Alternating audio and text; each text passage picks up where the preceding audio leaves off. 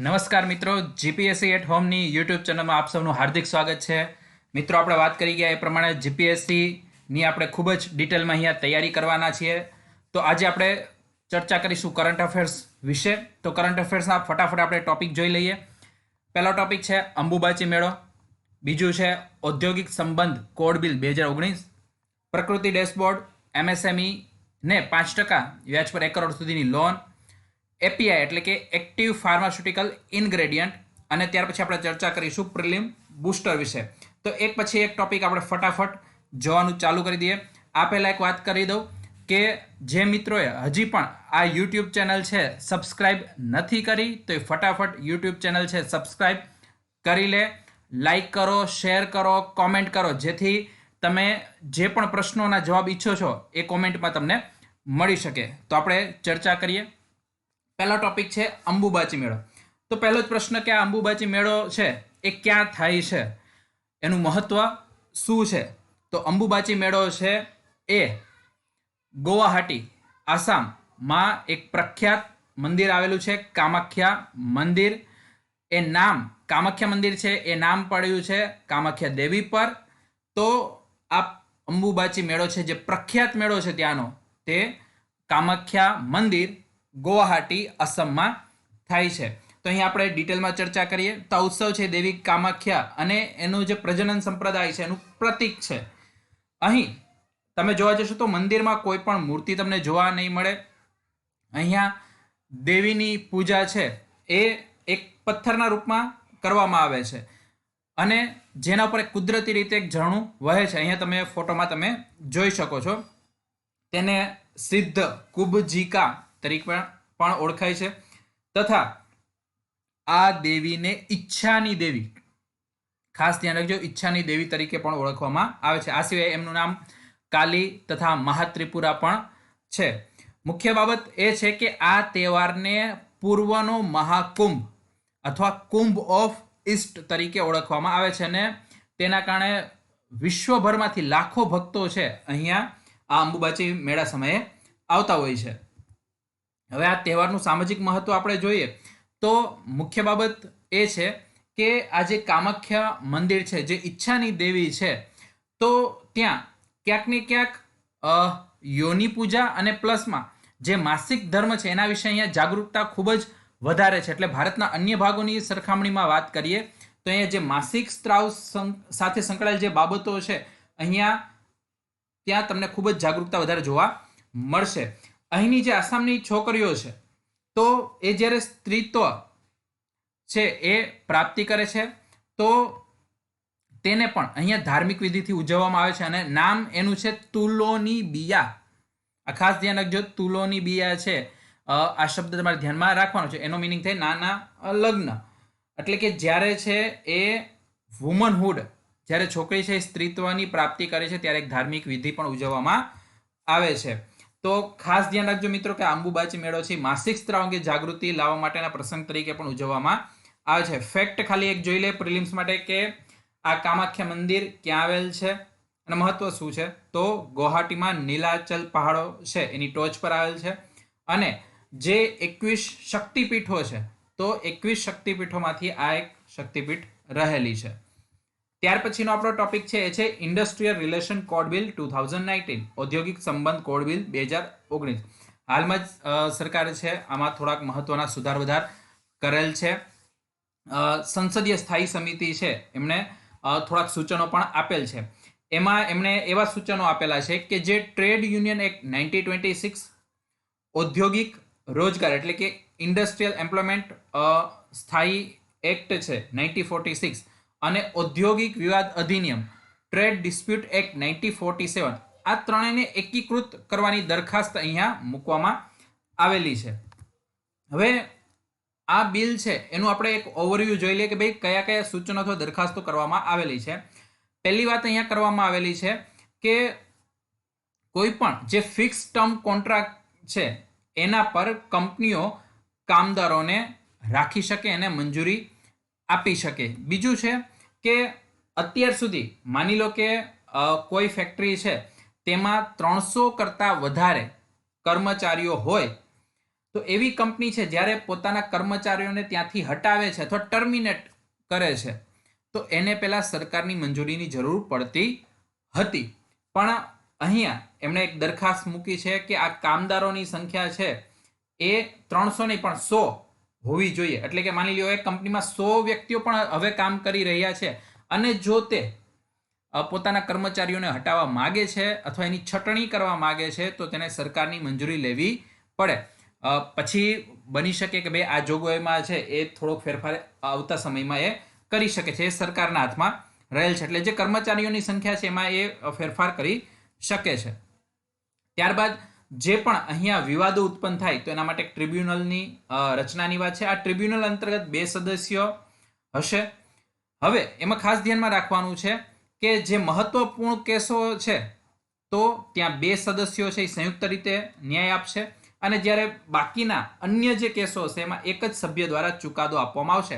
એટલે કુલ મળીને આ કેસોનો ઝડપી નિકાલ થાય એ કાર્યવાહી કરવામાં આવે છે. તથા આ બધા વિવાદોના નિર્ણય માટે જે સરકારી અધિકારીઓ છે એમની પાસે દંડ આપવાની સત્તાઓ અહીંયા સોંપેલ છે. એટલે આ બાબત પણ ખૂબ જ અગત્યની છે બિલની. ત્યાર પછી આપણે અગત્યની વાત કરીએ તો અહીંયા એક શબ્દ છે રેકોગ્નાઇઝેશન ઓફ નેગોશિએટિંગ યુનિયન, વાટાઘાટ સંઘની માન્યતા.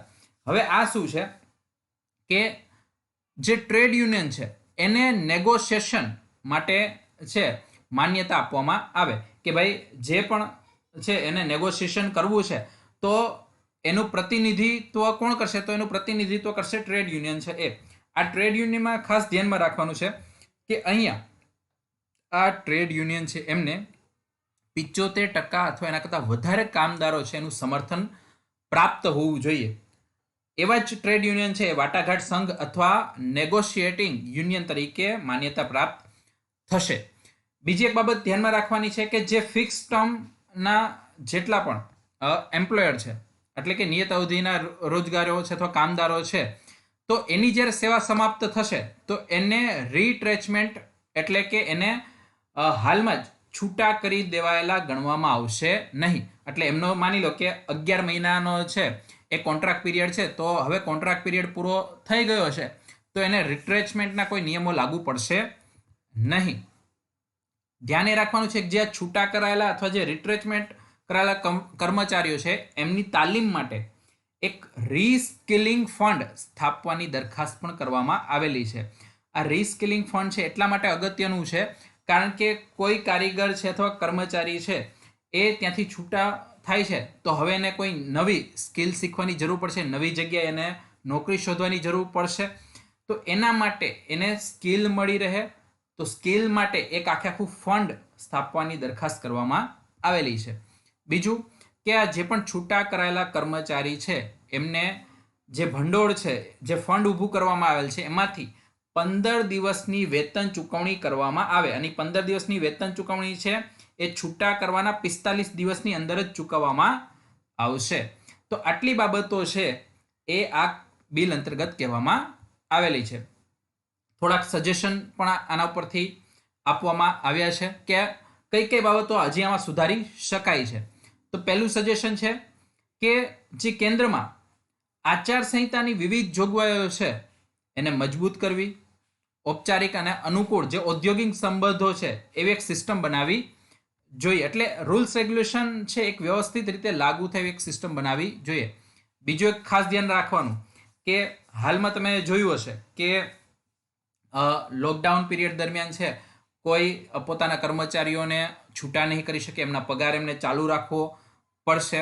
પણ ક્યાંક ને ક્યાંક જે ઉદ્યોગો છે અથવા ઉદ્યોગકારો છે એમને પણ નુકસાની જઈ રહી છે. તેઓ પણ અત્યારે ફંડ ક્રાઇસિસનો સામનો કરી રહ્યા છે. તો આવી બધી બાબતો છે એમાં સરકારે પણ આવા ઉદ્યોગોને મદદ કરવા માટે પગલું ભરવું જોઈએ. એટલે આવી જે આફતોના કિસ્સા છે એમાં ક્યાંક ને ક્યાંક બની શકે કે ભાઈ એ સમયગાળામાં કામદારો છે એમને વેતન છે એ ચૂકવી ના શકે અથવા ક્યાંક ને ક્યાંક એ પોતે છે એ ફંડ ક્રાઇસિસનો સામનો કરી રહ્યા હોય તો તેમણે ઉદ્યોગોને મદદ કરવી જોઈએ. આ સિવાય ILO ઇન્ટરનેશનલ લેબર ઓર્ગેનાઇઝેશન, તો ઇન્ટરનેશનલ લેબર ઓર્ગેનાઇઝેશન છે એમણે ઘણા બધા સંમેલનો કર્યા છે. તો એ સંમેલનોના આધારે પણ જે ઔદ્યોગિક સંબંધોને લગતા સિદ્ધાંતો છે અને એમાં જે કર્મચારી અને એમ્પ્લોયર એટલે કે એમ્પ્લોય અને એમ્પ્લોયર છે એમના બંનેના કયા કયા અધિકારો હોવા જોઈએ, એમને કયા કયા રાઇટ્સ મળવા જોઈએ, એમના માટે એક અલગથી જ ચેપ્ટર બનાવવું જોઈએ, જેનાથી દરેકને ખ્યાલ આવી શકે કે ભાઈ અમે એમ્પ્લોયર છીએ તો અમારા આટલા અધિકાર છે, અથવા કર્મચારીઓને પણ ખ્યાલ આવે કે ભાઈ અમારા આટલા આટલા અધિકારો છે. આ સિવાય જે આપણું કેન્દ્રીય શ્રમ મંત્રાલય છે તો એમણે જે આંગણવાડી એમની બહેનો છે, આશા બહેનો છે, મધ્યાહન ભોજન એમાં કાર્ય કરનારા લોકો છે, તો આ બધા જે લોકો છે એમને કામદારોના વર્ગમાં સમાવેશ કરવો જોઈએ. બીજું કે આ કામદાર અને કર્મચારીઓની જે એકીકૃત અને મર્જ વ્યાખ્યા આપવાની છે તો એની અંતર્ગત જે સુપરવાઇઝર છે અથવા મેનેજરો એમને પણ તેમાં જોડી દેવા જોઈએ. એટલે માત્ર એવું નહીં કે માત્ર જે લેબર વર્ક કરે છે એમને જ આમાં જોડવા, પણ જે સુપરવાઇઝર ને મેનેજરો છે એમને પણ આમાં જોડવા જોઈએ. તો આટલી બાબત આપણે ચર્ચા કરવાની હતી. ત્યાર પછીનો આપણો ટોપિક છે એ છે પ્રકૃતિ ડેશબોર્ડ. હવે પ્રકૃતિ, તો પહેલા પ્રકૃતિ છે એનું ફૂલ ફોર્મ આપણે જોઈએ.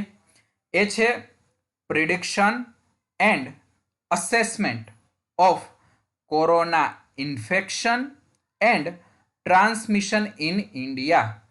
એટલે તમે આ ફૂલ ફોર્મ છે એ જોશો એટલે તમને તરત ખ્યાલ આવી જશે કે જે કોરોનાનું ઇન્ફેક્શન છે એનું અસેસમેન્ટ અને પ્રિડિક્શન કરવા માટે તથા ભારતમાંનું ટ્રાન્સમિશન કઈ રીતે થઈ રહ્યું છે એ બધી બાબતો છે એનો સર્વે કરવા માટેની નોંધ લેવા માટે આ પ્રકૃતિ ડેશબોર્ડ છે બનાવવામાં આવ્યું છે.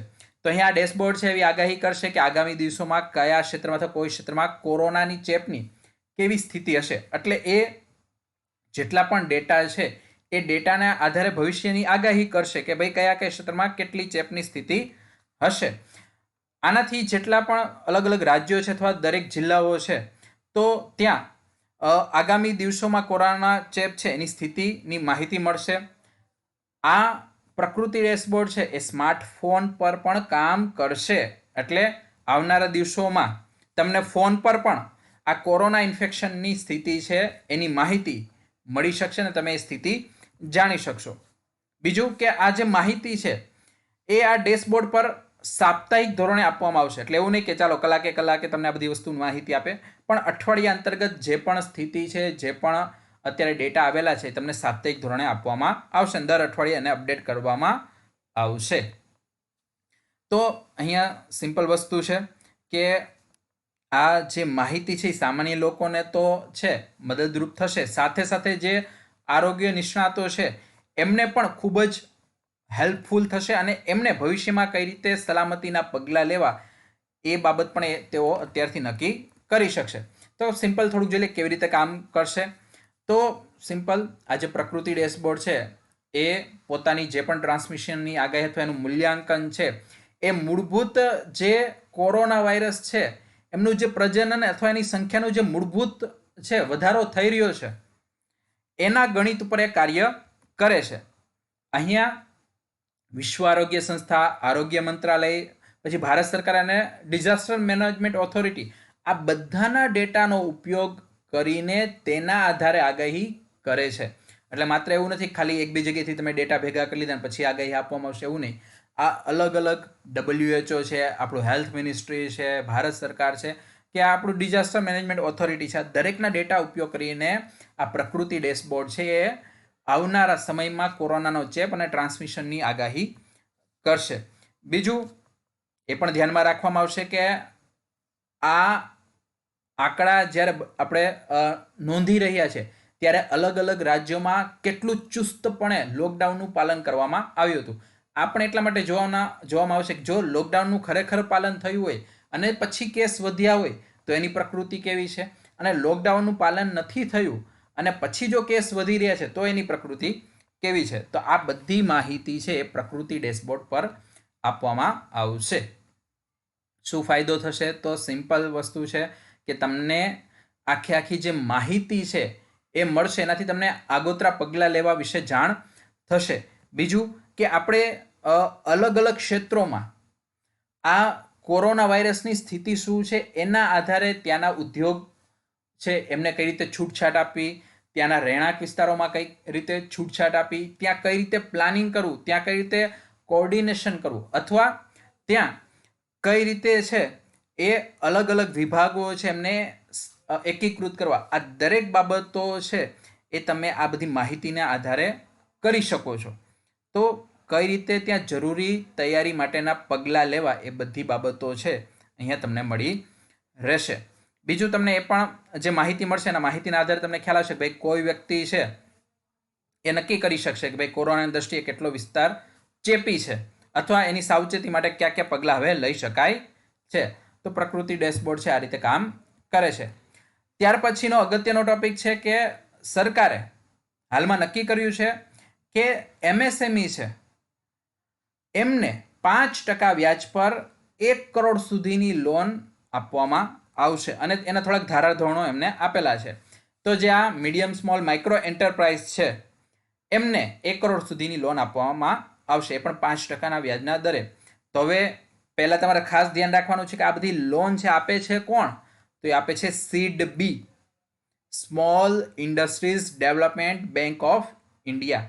જો સીડબી છે એ 5%ના વ્યાજના દરે 50 લાખથી લઈને 1 કરોડ સુધીની લોન છે એ એમએસએમઈને આપશે. ખાસ ધ્યાન રાખજો કે આ લોન મેળવવા માટે એમએસએમઈ છે એમને કોઈ ગેરંટી અથવા મોર્ટગેજ આપવાની જરૂર રહેશે નહીં. આ અગત્યની બાબત છે કારણ કે ઘણી એમએસએમઈ છે એ મોર્ટગેજ અથવા ગેરંટી છે આપી શકતી નથી ને એટલા માટે એમને લોન પણ મળતી નથી. બીજું, સીડબી છે આ લોન માટે કોઈ પ્રોસેસિંગ ફી વસૂલશે નહીં.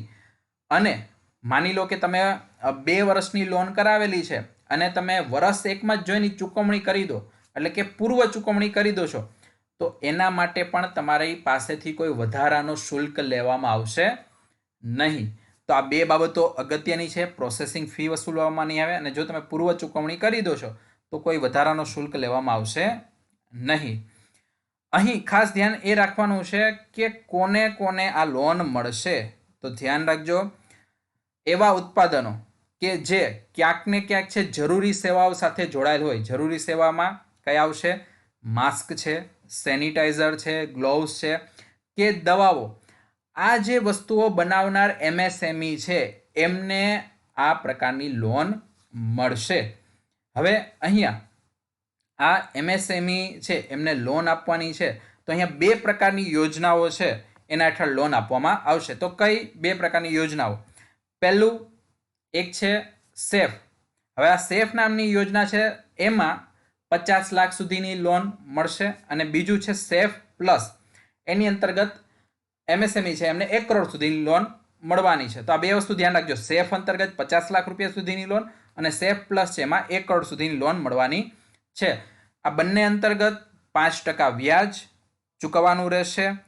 ઓનલાઈન અરજી કરવાની છે અને 48 કલાકની અંદર જ આ લોન મંજૂર થઈ જશે. તો આ ખૂબ અગત્યની બાબત છે. એટલે આખી જે પ્રક્રિયા છે એ ઓનલાઈન જ તમારે કરવાની રહેશે. અહીંયા સરકારે આ લોન આપવા માટે 100 કરોડ રૂપિયાનું ભંડોળ છે ઊભું કરેલું છે. તો આ બધી માહિતીઓ છે એ તમારે પ્રિલિમ્સ એક્ઝામિનેશન માટે છે એ ધ્યાનમાં રાખવાની છે. અહીંયા એકવાર આપણે ફટાફટ જોઈ લઈએ કે ભાઈ કયા વ્યક્તિઓ પાત્ર થશે. તો આપણે પહેલાં વાત કરીએ કે ભાઈ જે એસેન્શિયલ સર્વિસીસ છે, ગ્લોવ્સ છે, માસ્ક છે, દવાઓ છે, એના ઉત્પાદનમાં જે એમએસએમઈ રોકાયેલ છે એમને આ યોજનાનો લાભ મળશે. બીજું ધ્યાનમાં એ રાખવાનું છે કે જે એમએસએમઈ સીડબીની જૂની ગ્રાહક હોય, એટલે કે એમને આગળ પણ સીડબી પાસેથી લોન લીધેલી હોય, તો એમણે પોતાની જે આગલા વર્ષની જે બેલેન્સ શીટ છે એમાં એને નફો બતાવવો પડશે અથવા રોકડ નફો બતાવવો પડશે. અને જે સીડબીમાં પ્રથમ વખત જોડાય હોય, જેમને અગાઉ સીડબી સાથે કોઈ લેવડ દેવડ કરેલી નથી, તો એમને ગયા 2 વર્ષના રોકડ નફાવાળી બેલેન્સ શીટ છે એ બતાવવી પડશે. તો ખાસ ધ્યાન રાખજો, જે સીડબી સાથે પહેલેથી જોડાયેલ છે ને 1 વર્ષની એટલે ગયા વર્ષની બેલેન્સ શીટ એમાં પ્રોફિટ બતાવવો પડશે. અને જે પ્રથમ વખત જોડાય છે એમને આગલા 2 વર્ષની જે રોકડ નફાવાળી બેલેન્સ શીટ છે બતાવવી પડશે. તો આ એમની શરતો રહેલી છે. તો અહીંયા આપણે એમએસએમઈની વાત કરી, 5% ઉપર એ 1 કરોડ સુધીની લોન આપશે. ત્યાર પછીનો એક અગત્યનો ટોપિક છે એપીઆઈ. એ છે એક્ટિવ ફાર્માસ્યુટિકલ ઇન્ગ્રેડિયન્ટ. ફરીથી વાત કરી દઉં, એપીઆઈ એટલે કે એક્ટિવ ફાર્માસ્યુટિકલ ઇન્ગ્રેડિયન્ટ. હવે ખાસ ધ્યાન રાખજો મિત્રો કે આ એપીઆઈ છે એનો ઉપયોગ દવા બનાવવા માટે થાય છે. આ એક્ટિવ ઇન્ગ્રેડિયન્ટ છે એનો ઉપયોગ ત્યાં થાય છે. અને અત્યારે આપણને બધાને ખ્યાલ છે કે દેશ વિદેશમાં અત્યારે ભારતીય દવાઓની ખૂબ જ વધારે માંગ વધી રહી છે. એટલા માટે સરકારે અત્યારે જે એપીઆઈ છે એનું પ્રોડક્શન કઈ રીતે વધારવું એના માટે પણ ક્યાંક ને ક્યાંક છે એ પગલાં ઉઠાવવાનું નક્કી કરેલું છે. તો ભારત સરકાર એની જે ડ્રગ ઇન્ટરમીડિયેટ છે એ એપીઆઈ એટલે કે એક્ટિવ ફાર્માસ્યુટિકલ ઇન્ગ્રેડિયન્ટ છે એની નિર્ભરતા ઘટાડવા માટેની યોજના બનાવી રહ્યું છે. હવે એના માટે અત્યારે એક સંસ્થા છે Indian institute of chemical technology, અને એમણે એક બીજી સંસ્થા સાથે સહયોગ કર્યો, લક્સાઈ છે લાઈફ સાયન્સ. આ બંને ભેગા થઈને આ એક્ટિવ ફાર્માસ્યુટિકલ ઇન્ગ્રેડિયન્ટ છે અથવા સક્રિય ફાર્માસ્યુટિકલ ઘટકો છે એનું નિર્માણ કરી રહ્યા છે. હવે ખાસ ધ્યાન રાખજો કે અત્યારે હાલમાં આપણે એપીઆઈ માટે નિર્ભર છીએ ચાઇના પર. આપણે ખૂબ મોટા પ્રમાણમાં ચાઇના પાસેથી આ એપીઆઈનો જથ્થો મેળવીએ છીએ. હવે એનો મતલબ એ થઈ ગયું કે આપણું જે ફાર્માસ્યુટિકલ ક્ષેત્ર છે એ ક્યાંક ને ક્યાંક ચીન ઉપર નિર્ભર રહેલું છે. એટલે હવે એની નિર્ભરતા ઘટે, ચાઇના ઉપરની જે નિર્ભરતા ઘટે એટલા માટે આ એપીઆઈ ઉપર આપણે ધ્યાન રાખવાનું છે. બીજું કે આ એપીઆઈ છે અથવા જે સક્રિય ફાર્માસ્યુટિકલ ઘટકો છે એને બલ્ક ડ્રગ્સ એટલે કે બલ્ક દવાઓ તરીકે પણ ઓળખવામાં આવે છે. અને ખાસ ધ્યાન રાખજો કે આ બલ્ક ડ્રગ્સ છે જે હમણાં જ આપણે ભારતે અમેરિકાને હાઇડ્રોક્સી ક્લોરોક્વિન એનો જથ્થો આપણે ખૂબ મોટા પ્રમાણમાં ત્યાં મોકલ્યો, અને બીજા ઘણા દેશોમાં આપણે હાઇડ્રોક્સી ક્લોરોક્વિન છે એ પણ આપણે આ બલ્ક ડ્રગ છે મોકલેલી છે. એટલે ભારત છે એ ક્યાંક ને ક્યાંક આમાં ઉભરી રહ્યું છે. છતાં પણ આપણે જે એપીઆઈ છે આ એપીઆઈમાં આપણે હજી પૂર્ણપણે સ્વનિર્ભર થઈ શક્યા નથી. અને આ સ્વનિર્ભર થવા માટે આપણે હવે પગલાં લેવા ખાસ જરૂરી છે. તો ફેક્ટ બેઝ જોઈ લો કે ભારત છે એપીઆઈનો ત્રીજો સૌથી મોટો ઉત્પાદક દેશ છે. આ ખાસ ધ્યાન રાખજો કે આપણે ઉત્પાદક દેશોમાં થર્ડ લેવલ ઉપર છે, એટલે થર્ડ નંબર પર છીએ. બીજું કે જે પણ આપણી ministry of chemical and fertiliser છે આ મંત્રાલયે લોકસભામાં જે આંકડા રજૂ કર્યા એમાં એમણે કહ્યું કે આપણું જે એપીઆઈ છે એનો લગભગ 2/3 ભાગ તો આપણે ચીનથી આયાત કરીએ છીએ. એટલે જેટલું આપણે એપીઆઈનો અહીંયા ઉપયોગ કરીએ છીએ એમાંથી 2/3 ભાગ તો ક્યાંથી આવે છે? ચીનથી. આપણો પોતાનો ભાગ તો કેટલો છે? 1/3, અને બાકીનો 2/3 ભાગ તો ચીનથી આપણે આયાત કરીએ છીએ. એટલા માટે આ બાબત ખૂબ જ અગત્યની છે કે જો આપણે ચીન ઉપરની નિર્ભરતા આપણે ઘટાડવી હશે તો આપણે પોતે સ્વનિર્ભર થઈને આનું ઉત્પાદન ચાલુ કરવું જ પડશે. તો એના માટે હમણાં જ માર્ચ 2020માં સરકારે પગલાં લીધા, અને એક આપણી સંસ્થા છે CDSCO, central drugs standard control organisation, એમના જે ડિરેક્ટર શ્રી ઐશ્વરા રેડ્ડી એમની અધ્યક્ષતામાં એક સમિતિની રચના કરવામાં આવી, અને એમણે થોડાક ઉપાયો સૂચવા કે કઈ રીતે આપણે એપીઆઈ ઇન્ડસ્ટ્રીઝ છે એને આપણે પુનર્જીવિત કરી શકીએ. આ સિવાય 2013માં જે આપણી વિદેશી પરાધીનતા હતી એને ઘટાડવા માટે પણ આપણે એક સમિતિની ત્યારે રચના કરી હતી. એ સમિતિનું નામ હતું કટોચ સમિતિ. તો આ ખાસ તમારે ધ્યાનમાં રાખવાનું છે કે હાલમાં આપણે કઈ સમિતિ બેસાડેલી છે એ છે ઐશ્વરા રેડ્ડી, એની અધ્યક્ષતામાં આપણે સમિતિ બેસાડેલી છે. હવે આ સમિતિ છે એમણે એક ભલામણ પણ કરી હતી એપીઆઈ માટે. એ હતી કે આપણે વિશિષ્ટ ઉદ્યાનો એટલે કે સ્પેશિયલ એપીઆઈ પાર્ક જ સ્થાપી અને ત્યાં ખૂબ મોટા પ્રમાણમાં એપીઆઈ છે એનું ઉત્પાદન કરીએ. હવે આપણો પ્રશ્ન એ છે કે ભારત છે એપીઆઈમાં શા માટે પાછળ છે? તો એની પાછળ રહેવાનું મુખ્ય કારણ એ જ છે કે આ એપીઆઈ ઇન્ડસ્ટ્રીઝ છે એ ક્યાંક ને ક્યાંક કેમિકલ જે પ્રદૂષણ છે અથવા કેમિકલ પોલ્યુશન છે ખૂબ મોટા પ્રમાણમાં કરે છે, અને એમને ક્યાંક ને ક્યાંક નિયંત્રિત કરવા માટે આપણે આ એપીઆઈ છે એનું ઉત્પાદન ઓછું કરીએ છીએ. એટલે પહેલી વસ્તુ એ જ છે કે એપીઆઈ છે એમાં ભારતીય ઉત્પાદકો છે તો એમાં જે પણ પ્રદૂષણ થાય છે એને આર્થિક ધોરણે પહેલાં તો નિયંત્રિત કરવું અને આપણે સ્પર્ધાત્મક પણ બની રહેવું. એટલે એક બાજુ આપણે ઉત્પાદન વધારવાનું છે અને બીજી બાજુ છે આપણે એ પણ ધ્યાનમાં રાખવું છે કે પ્રદૂષણ ના વધે. અને આ બાબતને કારણે જ આપણે એપીઆઈ મેન્યુફેક્ચરિંગમાં ચીનથી પાછળ છીએ. તો પાછળ બીજો પ્રશ્ન એ પણ થાય કે ભાઈ ચાઇના છે એ એપીઆઈમાં કેમ આગળ છે? ચાઇના છે આ એપીઆઈમાં કેમ આગળ છે એ આપણી સામે પ્રશ્ન આવવાનો જ છે. તો ધ્યાન રાખજો કે ચીને 2015 સુધી પર્યાવરણીય ધોરણોમાં છૂટછાટ આપી. હવે ત્યારે એપીઆઈ ઉદ્યોગ છે એમાં ખૂબ જ તેજી આવી, કારણ કે ચાઇના છે એ ખૂબ મોટા પ્રમાણમાં છે તે પર્યાવરણીય ધોરણો છે એમાં છૂટછાટ આપી અને તેના કારણે આ ઉદ્યોગમાં તેજી આવી. પણ પાછળથી શું થાય છે કે આ જે છૂટછાટ આવી એના કારણે ખૂબ જ મોટા પ્રમાણમાં પર્યાવરણીય આપત્તિઓ, ડિઝાસ્ટર સર્જાવાના ચાલુ થઈ ગયા અને ચીને વર્ષ 2016થી લઈને 18 સુધીમાં એમના પોતાના 150 જેટલા એપીઆઈ ઉત્પાદકો છે એમને બંધ કરવા પડ્યા, કારણ કે ખૂબ મોટા પ્રમાણમાં પર્યાવરણીય પ્રદૂષણ ફેલાવા લાગ્યું. તો આવી જ વસ્તુ છે ભારત પણ ફેસ કરી શકે છે. એટલે ભારતે અત્યારે એ પણ જોવું પડશે કે પ્રદૂષણ ઓછું થાય અને બીજી વસ્તુ કે સ્પર્ધાત્મક ધોરણે પણ આપણે ચાઇના સાથે ટકી રહેવાનું છે, ત્યારે જેનો આપણે ઉપયોગ એપીઆઈનો અહીંયા કરી શકશું. તો આ બધી સમસ્યાઓ છે અને એ સમસ્યામાં આપણે ક્યાંક ને ક્યાંક છે એનું સોલ્યુશન પણ લાવવાનું છે. તો અહીં આપણે આ એપીઆઈની દરેક બાબતોની ચર્ચા કરી. તો મિત્રો હવે ફટાફટ આપણે પ્રિલિમ બુસ્ટર તરફ જઈએ. પ્રિલિમ બુસ્ટરમાં આજનો આપણો પ્રથમ પ્રશ્ન છે કે તાજેતરમાં જે સેન્કાકુ આઇલેન્ડ છે એ ચર્ચામાં છે. તો અહીંયા કયા બે દેશો વચ્ચે અહીંયા આ સેન્કાકુ આઇલેન્ડને લઈને વિવાદ થયો છે? તો જવાબ આવે છે કોઈને મગજમાં? તો જવાબ છે એ છે ચીન અને જાપાન. ચીન અને જાપાનની વચ્ચે આ સેન્કાકુ આઇલેન્ડ રહેલો છે. હવે આઇલેન્ડ એટલા માટે અગત્યનો છે કે આઇલેન્ડ જે દેશ ધરાવશે તો એની આજુબાજુનો EEZ એટલે કે એક્સક્લુઝિવ ઇકોનોમિક ઝોન છે એ એની પાસે આવશે. એટલા માટે આ સેન્કાકુ આઇલેન્ડ છે એ અગત્યનો છે. ત્યાર પછીનો બીજો પ્રશ્ન છે કે દર વર્ષે જે વર્લ્ડ મલેરિયા દિવસ છે એ કઈ તારીખે ઉજવવામાં આવે છે અને વર્ષ 2020ની આ વખતની જે થીમ હતી એ શું છે? તો જવાબ છે કે 25 એપ્રિલે ઉજવવામાં આવે છે અને આ વખતની થીમ છે ઝીરો મેલેરિયા પ્રારંભ મારાથી, એટલે કે મલેરિયા સ્ટાર્ટ્સ વિથ મી. ત્યાર પછી ત્રીજો પ્રશ્ન છે કે કઈ તારીખે ભારતે મેલેરિયા મુક્ત અને મેલેરિયાને મૂળમાંથી નાબૂદ કરવાનો લક્ષ્યાંક નક્કી કર્યો છે? એટલે સિમ્પલ અહીંયા પ્રશ્ન એ જ છે કે આપણે કયો ટાર્ગેટ રાખ્યો છે? 2025 સુધીમાં આપણે મેલેરિયા મુક્ત થશું, 2030 સુધીમાં થશું, તો કયું છે? તો આપણે મેલેરિયા ફ્રી થવા માટેનો ટાર્ગેટ રાખ્યો છે 2027 અને એને સંપૂર્ણ જળ મૂળમાંથી નાબૂદ કરવાનો આપણો ટાર્ગેટ છે 2030 સુધીનો.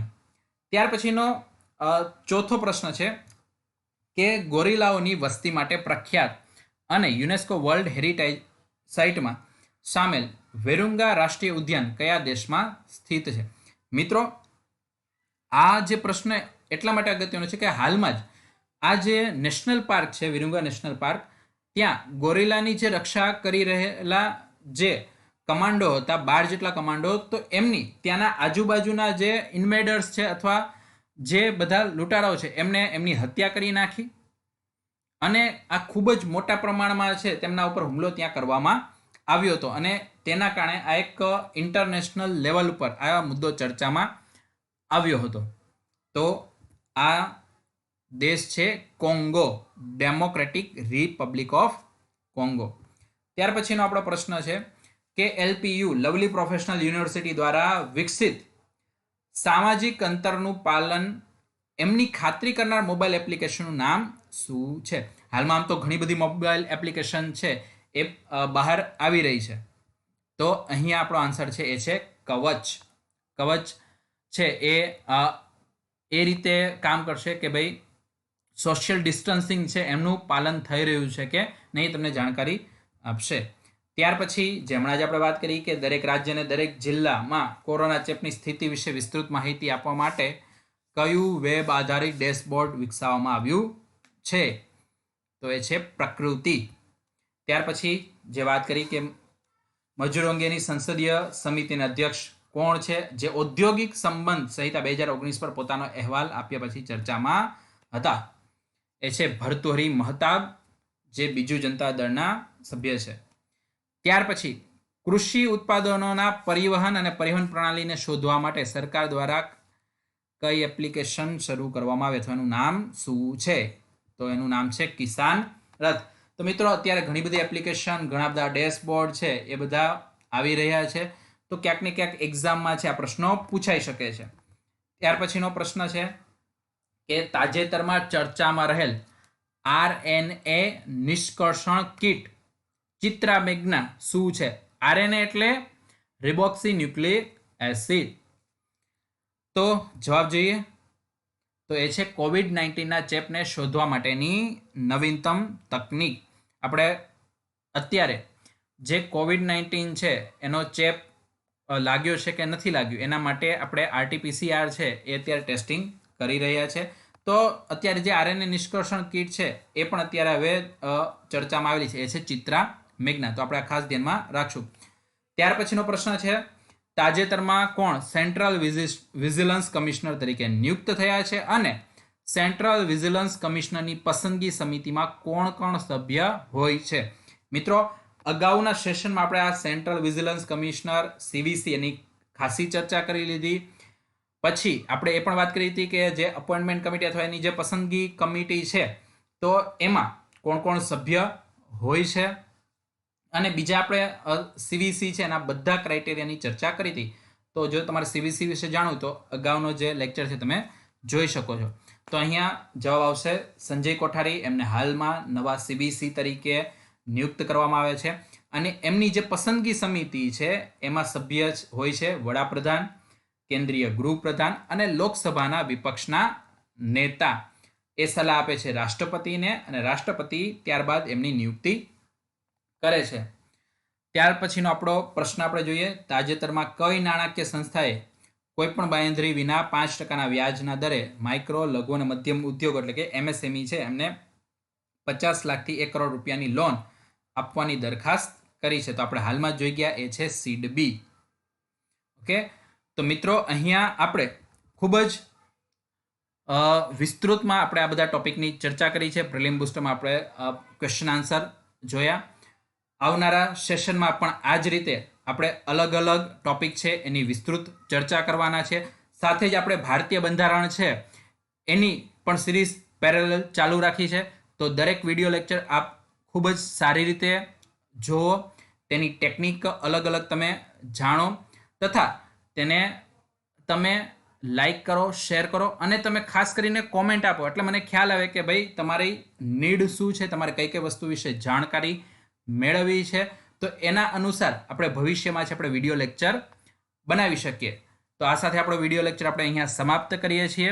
જય હિન્દ, જય Bharat. Stay home, stay safe.